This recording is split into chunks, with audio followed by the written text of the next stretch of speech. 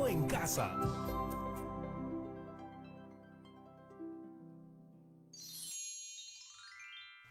Buenos días, familia bonita. Qué gran día para un nuevo aprendizaje. Yo soy Patricia Barreto y esto es Aprendo en Casa, una iniciativa del Ministerio de Educación creada para que podamos conocer más sobre nosotros, nosotras, nuestras familias y nuestra comunidad de la forma más segura y divertida.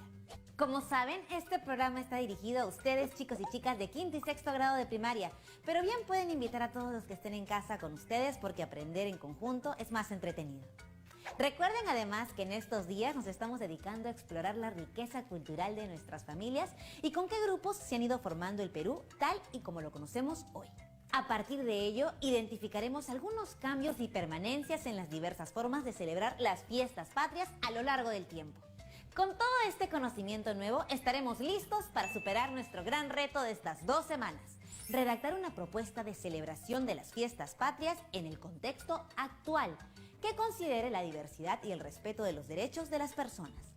Pero para entender nuestra diversidad, significa, entre otras cosas, conocernos como población. Por eso hoy veremos cómo se distribuye la población del Perú según algunas características y aprenderemos cómo presentar esta información de manera clara y atractiva. Y para ello contaremos con el apoyo de nuestro querido profesor Gustavo. Bienvenido, profesor. Hola, Patricia. Hola, chicas y chicos. Qué gusto volver a encontrarnos con ustedes. Para quienes recién me conocen, soy el profesor Gustavo Romero Velarde. Y como ya lo adelantó Patricia, este programa estará dedicado a conocer más de nosotros como población, utilizando información estadística y aprender cómo mostrar esa información de una forma fácil de entender. ¿Están listas y listos para empezar nuestra actividad? ¡Muy bien! En el programa anterior aprendimos los números del orden del millón y surgieron algunas preguntas. Por ello, empezaremos este programa compartiendo las inquietudes de Arturo, estudiante de quinto grado que vio nuestro último programa. Arturo tiene preguntas interesantes que compartirnos. Vamos a ver el video. Hola, mi nombre es Arturo González. Y en la última actividad de matemática aprendí lo que significa 1.000.000. También que los números del orden del millón se pueden usar para describir la población de un país. Entonces comencé a reflexionar en todas las características de la población que pueden ser contadas en millones. Por ejemplo, ¿cuántos niños y niñas peruanos tienen mi misma edad? ¿Cuántas personas viven en la costa, sierra o selva?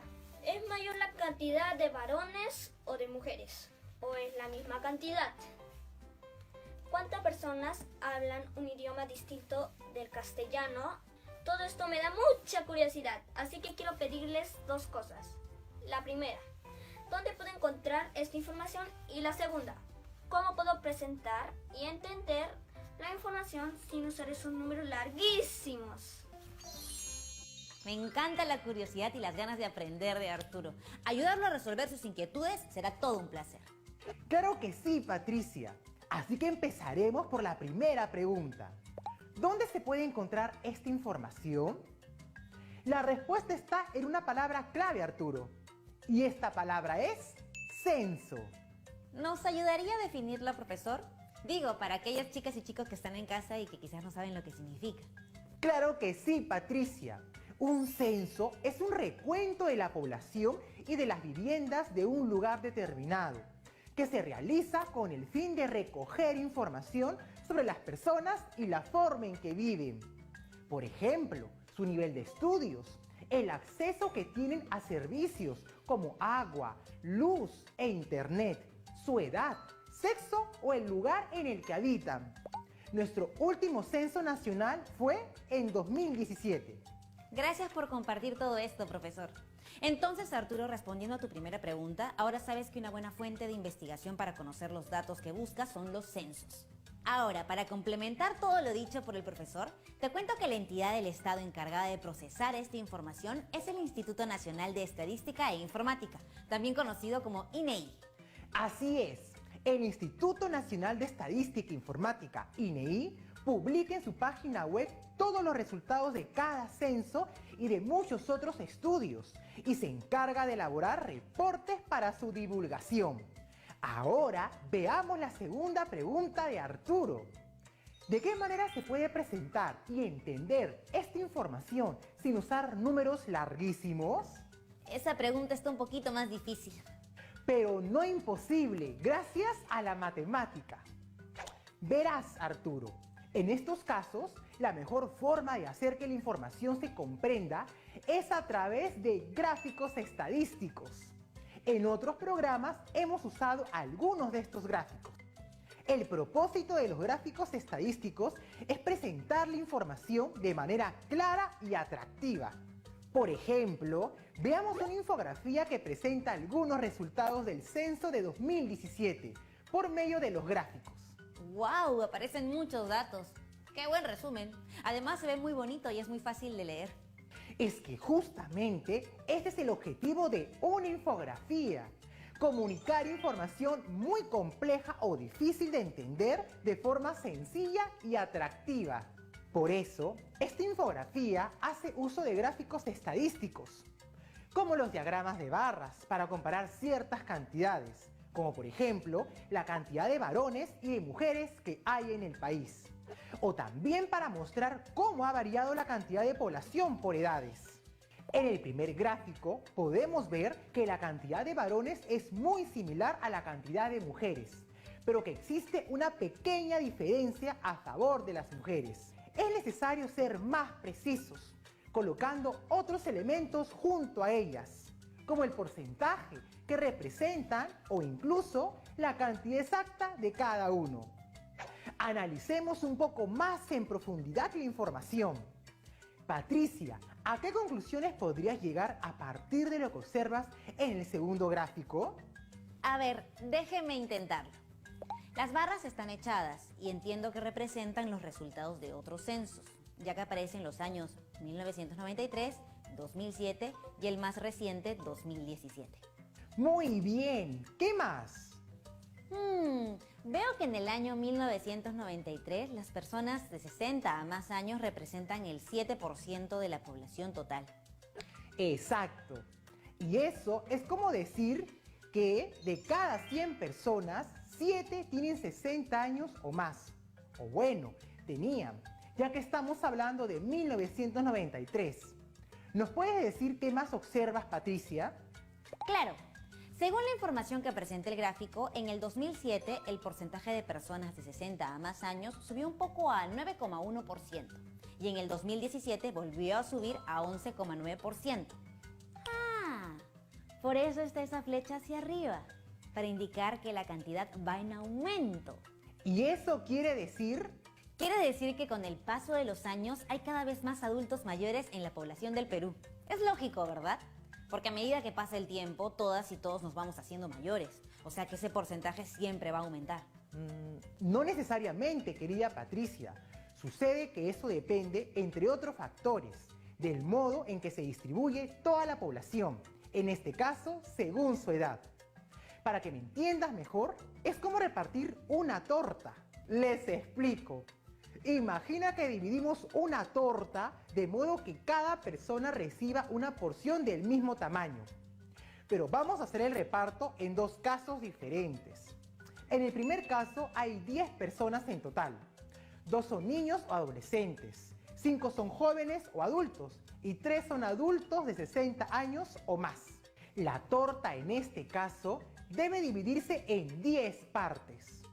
La parte celeste corresponde a lo que reciben los niños o adolescentes. La parte anaranjada lo que reciben los jóvenes o adultos. Y la parte verde corresponde a lo que reciben las personas de 60 años a más. Podemos decir también que cada porción de torta es un décimo de la torta y la parte que reciben los mayores de 60 años es 3 décimos de la torta. Ajá, ya veo. Ahora veamos un segundo caso. Esta vez tenemos a 20 personas, de las cuales 9 son niños o adolescentes, 7 son jóvenes o adultos y 4 son personas de 60 años o más. Noten que ahora hay más personas de 60 o más años. Antes habían 3 y ahora son 4. Si ahora son más personas, ¿deberían recibir más torta? ¿No es así? Pues sí, me parece. Veamos. Esta torta está dividida en 20 partes iguales. Y de esas 20 partes, 4 son para las personas de 60 o más años, ¿cierto? Sí. Ahora, ¿te parece que recibieron más torta? No, recibieron menos torta. Porque según veo en los gráficos, la parte verde en el segundo es más pequeña que en el primero. Ayúdenos a entender este problema, profesor. Si en el segundo caso eran más personas de 60 a más años, ¿por qué al final recibieron menos torta? A ver, chicas y chicos en casa, ¿alguno de ustedes podría explicarlo? ¿Por qué si la cantidad de personas de 60 o más años aumentó de 3 a 4, al final recibieron menos torta? Melissa nos escribe y nos dice: hay que tomar en cuenta la cantidad total de personas en cada caso. Ay, claro, pero ¿cómo no se me ocurrió? Ya entiendo. Gracias, Melissa. A ver, explícanos lo que entendiste, Patricia. Si bien 4 es mayor que 3, cuando se compara cada uno de estos números con el total al que pertenecen, la situación cambia. Es decir, 3 porciones de una torta dividida en 10 partes es más cantidad de torta que 4 porciones de una torta dividida en 20 partes. Exactamente. Pensemos. Tengo 2 tortas de igual tamaño. Una la divido en 10 partes iguales y la otra en 20 partes iguales. ¿Los pedazos de cuál torta serán más grandes? Fácil, los de la primera, porque son menos pedazos. Muy bien. Es por eso por lo que, a pesar de coger menos pedazos, resulta mayor. Por supuesto. O sea que no basta solo con comparar cantidades, sino también considerar qué parte del total representan esas cantidades. Chicos y chicas, apunten esta idea en sus cuadernos y hojas para que no se les olvide. Gran idea. Ya verán lo útil que les serán estos apuntes después. Ahora vamos a avanzar con una nueva pregunta que surge a partir de lo que acabamos de resolver. ¿Para qué piensan que es importante saber qué edades tiene la población? Pues según tengo entendido, profesor, es información muy útil. Saber cuántas personas son de cierta edad y qué parte representan del total de peruanas y peruanos permite que el Estado pueda tomar mejores decisiones. Por ejemplo, entender qué servicios dedicar a estas poblaciones, anticipar cuántas escuelas serán necesarias en los próximos años y así un largo etcétera. Excelente respuesta. Solo conociendo cuántos somos y en qué situación vivimos, podemos distribuir mejor nuestros recursos y medir nuestras mejoras como país. ¡Wow! ¿Sabe qué, profesor? Todo esto me hace pensar en lo interesante e importante que son los gráficos. Ahora bien, ¿se puede hacer gráficos de todo lo que nos interesa conocer? Pues, si tienes la información estadística, por supuesto que sí. Y puedes crear tus gráficos usando una computadora o también a mano. Hagamos la prueba. ¿Qué te gustaría representar? Estaba pensando en algo sencillo para empezar, como por ejemplo la población total. Muy bien. ¿Y qué gráfico estadístico piensas usar? No estoy muy segura. Conozco los gráficos de barras, pero quizás en este caso puedan ser difícil hacerlos, ya que tenemos cantidades muy grandes. Pues es mucho más fácil de lo que te imaginas. ¿Sí?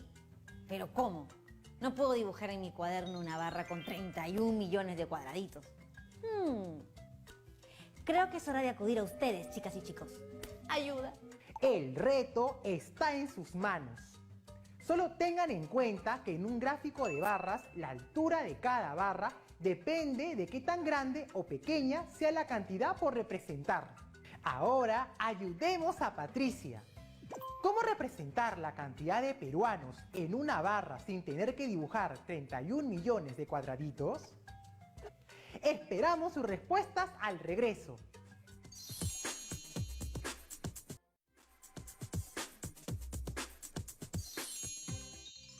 Ya estamos de vuelta.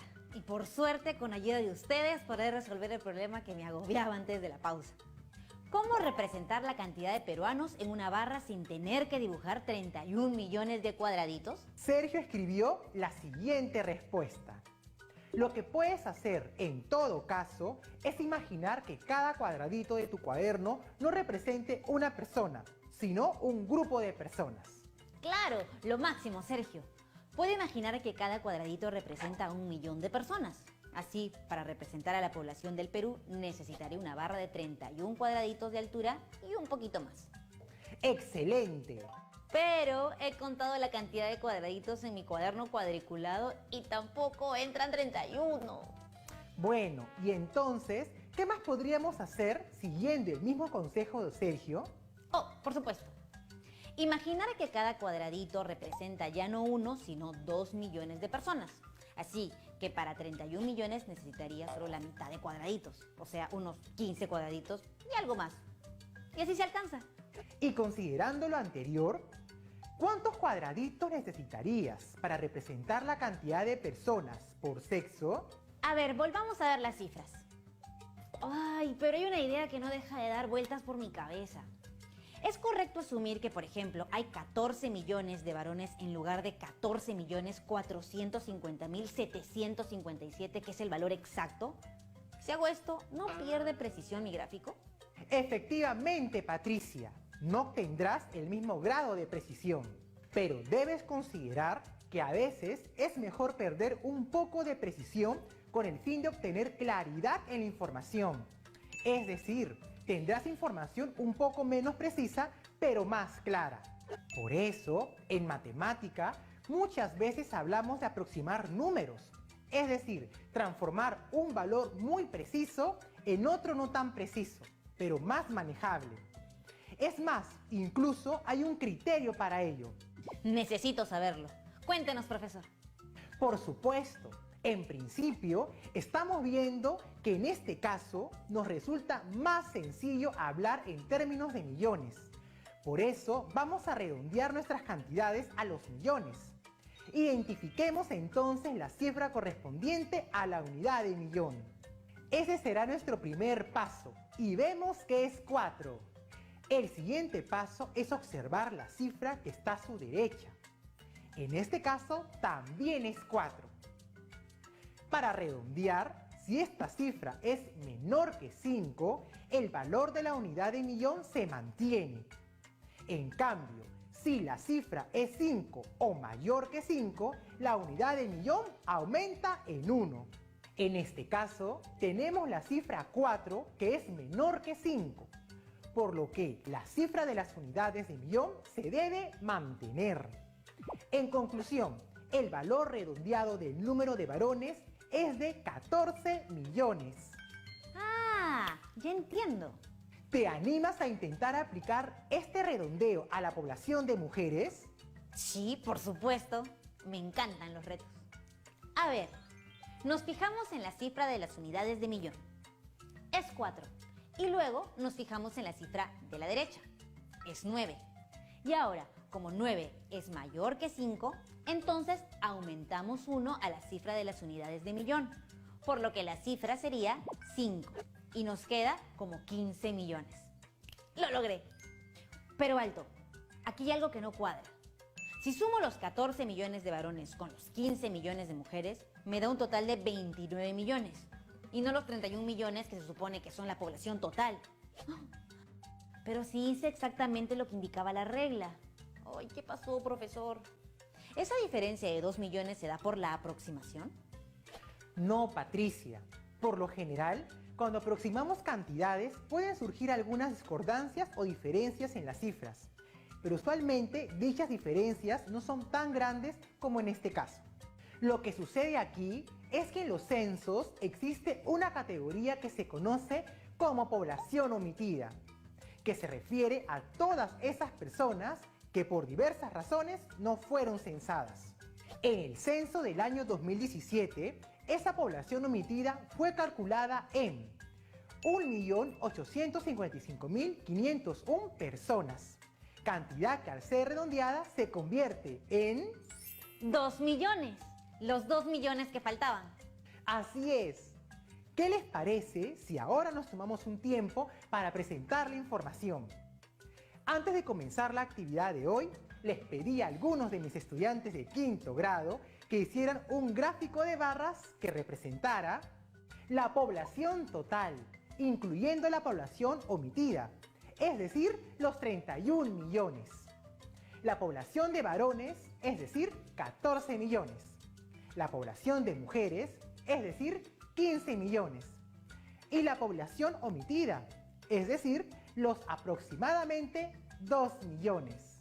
Además, les indiqué que, de la misma forma en que lo hemos acordado nosotros ahora, debían suponer que cada cuadradito de su cuaderno representaba 2 millones de personas. ¿Quieren ver los trabajos que me enviaron? Por supuesto, profesor. Pues bien, antes de eso, los invito a que ustedes en casa, y a ti también, Patricia, a que lo intenten. Aquí están nuevamente las indicaciones por si quieren anotarlas para hacer la actividad después. Tómense unos minutos para leerlas, anotarlas y, si pueden, hacer el ejercicio. Si no terminan, no hay problema. Pueden acabarlo después del programa. Muy bien. ¿Lo tienen?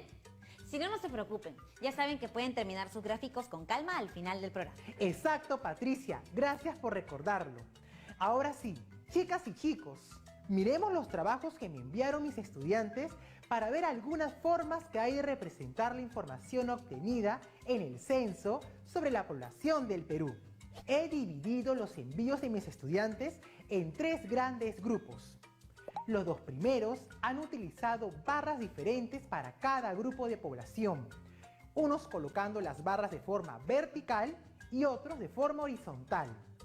El tercer grupo ha colocado las barras correspondientes a la población de varones, de mujeres y la población omitida, una encima de la otra, para formar la población total. ¿Se parecen los gráficos que ustedes tenían en mente a algunos de los que he mostrado? ¡Seguro que sí! Mi única recomendación adicional es que no olviden incluir ciertos elementos importantes en los gráficos estadísticos, como el título, etiquetas o leyendas que harán que sus gráficos resulten más entendibles y atractivos. ¡Guau! ¡Qué variedad de presentaciones! Felicitaciones, chicas y chicos. Profesor, según los gráficos mostrados, la población de varones y mujeres es muy similar. Y creo que eso también lo observamos en varios lugares como las oficinas o los colegios, donde casi siempre hay una distribución muy pareja entre varones y mujeres. De hecho, yo recuerdo que en mi salón de clase del colegio casi la mitad de mis compañeras eran mujeres y la otra mitad varones. Es una buena observación, Patricia. Pero, aunque muchas veces ocurre esto, el grupo más cercano en que nos encontramos no siempre refleja lo que sucede con la población en todo el país. Sí, pues. Pero sería genial, por ejemplo, que cada uno de nuestros salones de clase pudiera ser como un Perú en miniatura. Bueno, aunque no sea así, para este nuevo ejercicio podemos imaginar cómo sería ese salón, ¿no crees? ¿Te gustaría hacer la prueba? Sí. ¿Qué tienes en mente? Se me ocurrió que así como un cuadradito puede representar 1 millón de personas, un estudiante de este salón de clase imaginario puede representar también a 1 millón de personas. Y como sé cuántos millones de varones y de mujeres hay en todo el Perú, puedo tener una idea general de ese salón. Algo así. Como son 14 millones de varones y 15 millones de mujeres, aproximadamente, entonces eso equivale a tener en un salón a 14 estudiantes varones y 15 mujeres. Y veo que además has puesto a 2 estudiantes con otro color. Esos son... Ellos representan los 2 millones de habitantes que no fueron censados. ¡Excelente inicio! ¿Qué más quisieras incluir en el gráfico? ¿De qué región es cada uno? Aquí tengo los datos. Solo necesitamos aproximarlos. La población de la costa, es decir, 17.037.297, que aproximado a los millones equivale a 17 millones, eso significa que en el salón habrá 17 estudiantes de la costa. Supondré que 9 son mujeres y 8 son varones, por la cantidad de mujeres que es un poquito mayor. La población de la sierra es de 8.268.183, que aproximado a millones es 8 millones. Eso significa que 8 de los estudiantes de mi salón serán de la sierra, y supondré que 4 son varones y 4 mujeres. Finalmente, la población de la selva es de 4.076.404, que aproximado a millones es 4 millones. Eso significa que 4 estudiantes del salón serán de la selva, y supondré que serán 2 varones y 2 mujeres. Mi amiga Gabriela me pidió también que muestre a aquellos peruanos que, al igual que sus padres, tienen una lengua materna que no es el castellano. Ella me dice que son aproximadamente 4 millones. Mi primo Tadeo me escribió más temprano y me sugirió que también incluya a los extranjeros que viven en nuestro país. Dice que son aproximadamente 1 millón. Bien, vamos a ver si puedo mostrar todo esto. Creo que nuestro salón se vería así. Muy interesante. ¿Nos puedes explicar tu gráfico? Los que están en azul son los estudiantes de la costa. Los de anaranjado, los de la sierra. Y los de verde, los de la selva. ¡Excelente! Pero veo que algunos tienen una estrellita. ¿Qué significa eso? Son los 4 estudiantes cuya lengua materna no es el castellano. ¿Y qué representa el de la esquina superior derecha de color amarillo? Ah, sí, es el estudiante extranjero. ¡Súper creativo tu gráfico, Patricia! ¡Felicitaciones! Puedo imaginar lo divertido que sería tener un salón de clases así, tan diverso. Exacto. Podría pedirles a mis amigas y amigos que me enseñen otros idiomas, aprender nuevos juegos, danzas, costumbres y visitaría a cada uno en su casa para probar unos platos deliciosos. Eso es muy interesante, Patricia. Ay, profesor, me encanta todo lo que hemos aprendido el día de hoy. Ha sido, como siempre, una clase muy interesante experimentando de forma divertida la importancia de leer y elaborar gráficos estadísticos. ¿Nos puede dar algunas recomendaciones para seguir practicando en casa con los gráficos y representaciones? Claro, me parece una excelente idea que continúen su práctica. Y es más, los animo a que lo hagan, sobre todo ahora que ya están familiarizados con los millones, las aproximaciones y los distintos gráficos estadísticos que pueden utilizar. Solo necesitan obtener la información de algún tipo de fuente confiable, como periódicos, radio, televisión, internet u otra publicación. Y recuerden que pueden representar una situación en un momento dado, pero también mostrar el cambio a través del tiempo. Excelente, profesor. Muchas gracias por su ayuda. Ha sido una actividad súper útil e interesante. Gracias a ti, Patricia. Me despido. Hasta el siguiente programa. Chao a todos y todas. Hasta luego, profesor. ¡Wow! Nuevamente el tiempo se ha ido volando. Qué importante lo que hemos aprendido y qué interesante reconocer la diversidad de nuestro país a través de la estadística. Para seguir aprendiendo, pueden revisar y resolver algunas situaciones utilizando gráficos. Las encontrarán en el cuaderno de trabajo de 5º grado en las páginas 53 y 54 y en el cuaderno de trabajo de 6º grado en las páginas 41 y 42. No olviden compartir sus aprendizajes con sus profesores, con sus compañeros, con sus compañeras y luego guardar todos sus trabajos en sus portafolios. Y prepárense porque mañana tendremos un programa muy interesante con invitados que nos ilustrarán acerca de la importancia de la danza en nuestra celebración de las fiestas patrias. Nos vemos en la próxima actividad. ¡Chao!